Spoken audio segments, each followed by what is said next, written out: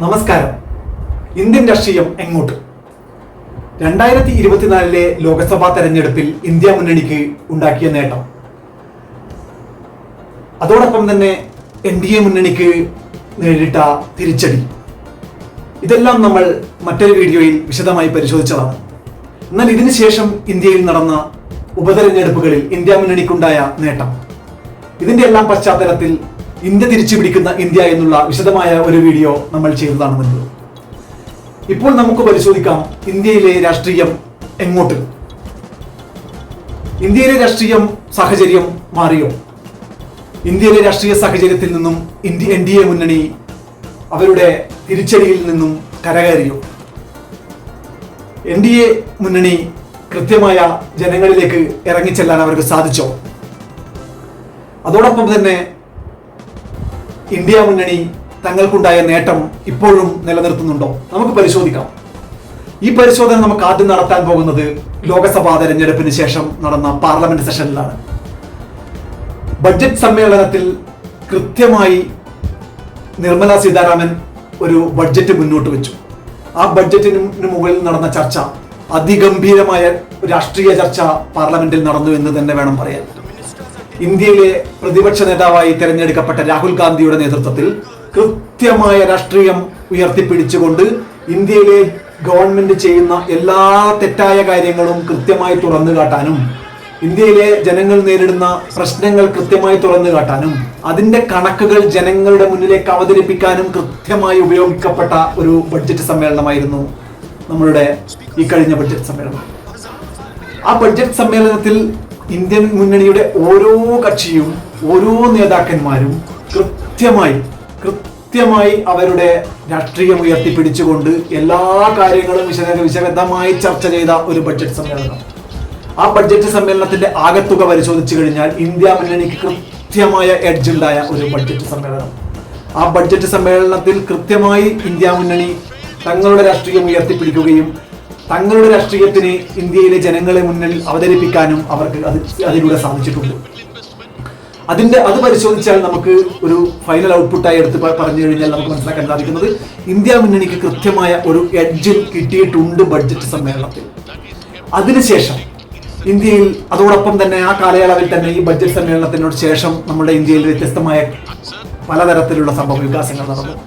കൊൽക്കത്തയിലെ ഡോക്ടർക്കുണ്ടായ അതിദാരുണമായ സംഭവം, നമ്മുടെ സംസ്ഥാനത്ത് നടന്ന ദുരന്തം, ഇതിലെല്ലാം കൃത്യമായ ഇടപെടലുകൾ നടത്തി ജനങ്ങളോടൊപ്പമാണ് തങ്ങളെന്ന് പറയാൻ ഭരണപക്ഷവും പ്രതിപക്ഷ ഇന്ത്യ മുന്നണിയും കൃത്യമായി ശ്രമങ്ങൾ നടത്തുകയും തങ്ങളുടെ ശ്രമങ്ങൾ ഒരു പരിധിവരെ ജനങ്ങളിലേക്ക് എത്തിക്കാനും സാധിച്ചിട്ടുണ്ട്.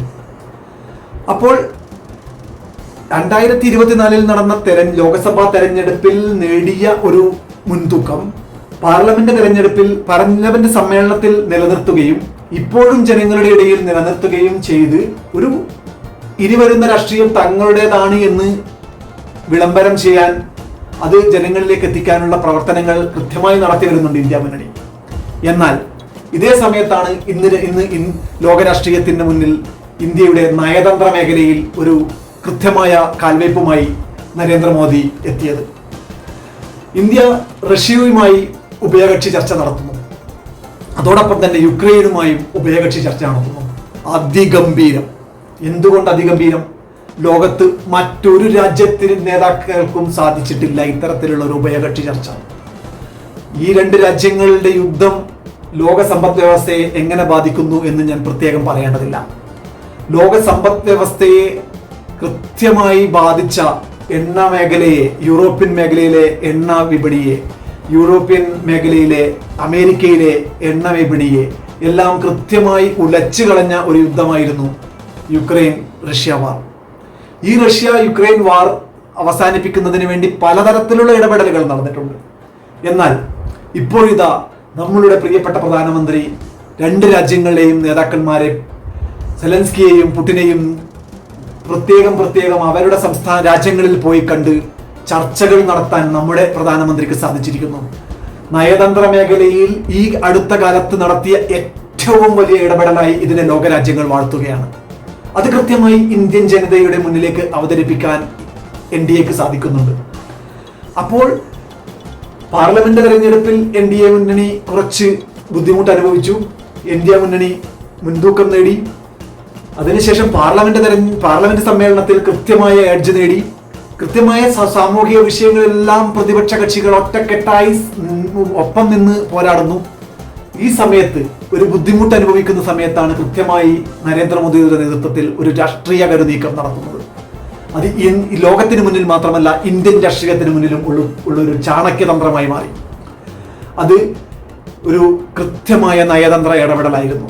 അതിലൂടെ യുദ്ധം അവസാനിപ്പിക്കാൻ നരേന്ദ്രമോദിക്ക് കഴിയട്ടെ. അത്തരത്തിലുള്ള ഇടപെടലുകൾ നടത്താൻ പ്രാപ്തിയുള്ള നേതാവാണ് നരേന്ദ്രമോദി. അത് മുൻപും നമ്മൾ പലപ്പോഴായി കണ്ടിട്ടുണ്ട്. അതിനെയൊന്നും ഞങ്ങൾക്ക് ഒരു എതിർപ്പുമില്ല. അപ്പോൾ ഇപ്പോഴുള്ള ഒരു നില പരിശോധിച്ചു കഴിഞ്ഞാൽ കൃത്യമായി പ്രതിപക്ഷവും ഭരണപക്ഷവും ഒപ്പത്തിനൊപ്പം മത്സരിക്കുന്ന ഒരു കാഴ്ചയാണ് കാണാൻ കഴിയുന്നത്. അതിനോടൊപ്പം തന്നെ നമ്മൾ ഇനി എന്ത് വേണം, ഇന്ത്യ മുന്നണിക്ക് ഇനിയും മുന്നോട്ട് വരണമെങ്കിൽ എന്ത് വേണം എന്ന് പറഞ്ഞു കഴിഞ്ഞാൽ, ഇന്ത്യ മുന്നണിക്ക് വരും കാലയളവിൽ ഉയർത്തിപ്പിടിക്കാൻ രാഹുൽ ഗാന്ധിയെ ഒരു പ്രധാനമന്ത്രി സ്ഥാനാർത്ഥിയാക്കി ഉയർത്തിപ്പിടിക്കാൻ മാത്രം അദ്ദേഹത്തെ വളർത്തിക്കൊണ്ടുവരേണ്ടതുണ്ട്. അദ്ദേഹം വളർന്നില്ല എന്നുള്ള ഒരു അഭിപ്രായക്കാരനല്ല ഞാൻ. പാർലമെന്റിൽ ഇക്കഴിഞ്ഞ പാർലമെന്റ് സെഷനിലൊക്കെ അദ്ദേഹം നടത്തിയ പെർഫോമൻസും അതിഗംഭീരമായിരുന്നു.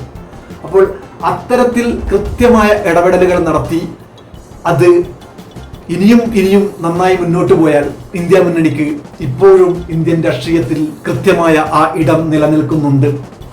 തങ്ങളുടെ എല്ലാ ഇടപെടലുകളും അത് ജനങ്ങളിലേക്ക് എത്തിക്കാൻ അവർക്ക് സാധിക്കേണ്ടതുണ്ട്.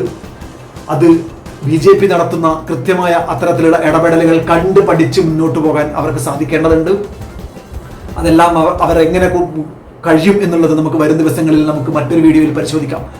ഇപ്പോൾ ഇനി ആദ്യത്തെ ഞാൻ പറഞ്ഞു ഒരു വീഡിയോ ഞങ്ങൾ ഇതിനു മുമ്പ് ചെയ്തിട്ടുണ്ടെന്ന്. അപ്പോൾ ആ വീഡിയോ നിങ്ങളൊന്ന് കണ്ടു നോക്കുക. അപ്പോൾ നിങ്ങൾക്ക് മനസ്സിലാക്കാൻ സാധിക്കും ഇതിൻ്റെ ഏത് തുടർച്ചയാണ് ഞങ്ങൾ ഇവിടെ ഡിസ്കസ് ചെയ്തിട്ടുള്ളതെന്ന്. അപ്പോൾ അത് ഞങ്ങളുടെ ഡിസ്ക്രിപ്ഷനിൽ ഞങ്ങൾ അതിൻ്റെ ലിങ്ക് ഇടുന്നതാണ്. അപ്പോൾ അതും കൂടി കണ്ടു നോക്കിയിട്ട് നിങ്ങൾ കൃത്യമായി ഈ നീക്കങ്ങളെ ഒന്ന് വിലയിരുത്തുക. അപ്പോൾ ഇനി മറ്റൊരു വീഡിയോയിൽ കാണാം. നന്ദി, നമസ്കാരം. Thank you.